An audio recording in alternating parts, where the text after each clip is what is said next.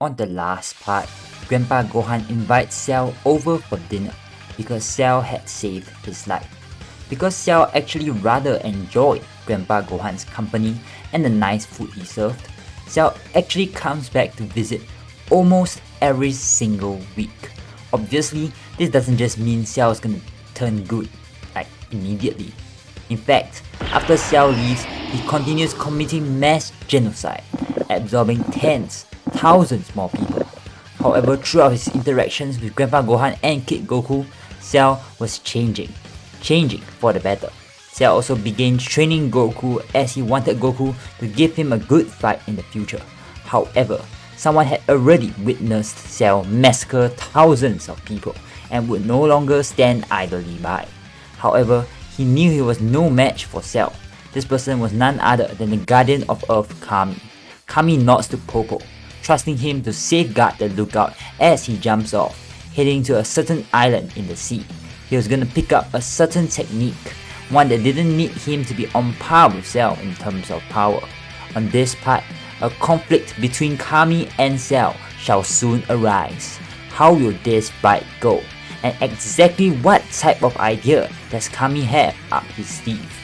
Well, these are all questions we'll answer today on Dragon Ball Z.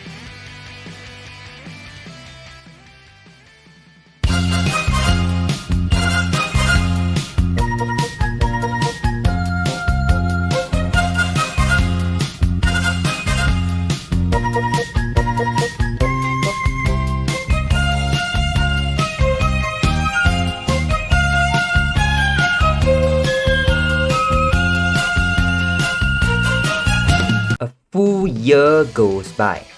Cell has become a frequent visitor of the Sun family residence. He had also stopped absorbing people because Goku's attitude to obtain strength via legitimate means had also spread over to Cell. Cell now resorted to training as well, albeit not too frequently. Even though he had Saiyan cells, Frieza's and King Cole's cells were also present, resulting in Cell having somewhat of a lazy nature. So Cell bore more of a neutral attitude towards training. However, Cell's first conflict would now arise. As Cell wanders the wastelands, he suddenly feels a key signature flying towards him. Cell recognizes it immediately. It was Piccolo. Wait, no, it was similar. However, it was slightly different at the same time. The unidentified individual arrives before Cell. It was none other than the Guardian of Earth, Kami. Kami asks Cell why he is here, and Cell asks the exact same question back to Kami. Kami tells Cell that he had witnessed the crimes Cell had committed, and Cell would now face justice for those he slaughtered. If Cell wanted to be uncooperative, then he would have to just jump straight to it. Cell simply looks at Kami before starting to laugh. What the heck was Kami talking about? Kami suddenly places a jar on the floor. Cell's eyes widen. He recognized what Kami was doing. In the past 2 months, Kami had made his way to Kami House and requested help from Master Roshi. Upon first sight of Kami, Roshi was immediately on the defensive, as Kami pretty much looked identical to Demon King Piccolo. However, upon further clarification, Roshi calms down and decides to heed Kami's request, which was to teach Kami the Mafuba. Kami took a while to master the technique, as he didn't have enough power to try it multiple times a day. And this brings us here, the confrontation between Cell and Kami. Cell immediately jumps backwards, trying to place some distance between him and Kami. However, it was too late. Kami shouts, "Mafuba!" The green wave moves towards Cell, and Cell had no way of dodging the key wave. Kami had caught him off guard. Cell desperately racks his brain, trying to think of a way to save himself. In the depths of Cell's programming, Dr. Gero had programmed a method to counter all the Z Fighters techniques, and luckily for Cell, the Mafuba was used multiple times. One of those times was in Piccolo Jr.'s fight against Kami in the 23rd World Tournament, where Gero's spy bots were present. Thanks to Dr. Gero, Cell already knew a way to counter the Mafuba technique.